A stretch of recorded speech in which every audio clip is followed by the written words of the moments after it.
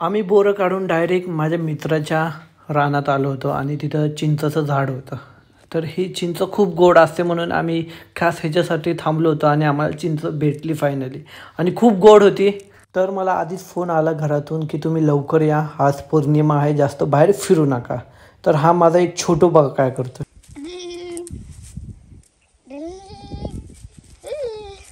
त्यात आम्हाला काय दिसलं तुम्ही बघू शकता, डाळिंबाची बाग. पूर्ण लोक तिथली डाळिंब काढत होते आणि आम्हाला पण त्यांनी खायला दिले 2-3 डाळिंब. खूप गोड होते आणि मोठे मोठे होते खूप सारे.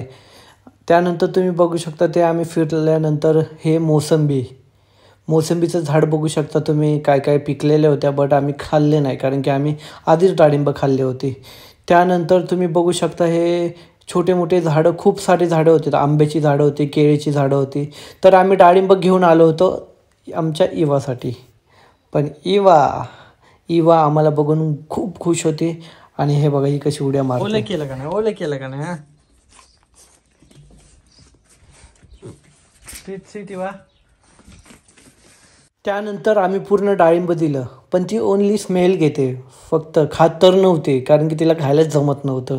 त्यानंतर मी थोडेसे दाणे टाकले तर ते खपाखप खाल्ले, गुडुम गुडुम पिंगड आउट केली. त्यानंतर थोड्या वेळात आम्ही आम्ही मस्ती कशी करतो ते तुम्ही बघा एकदा.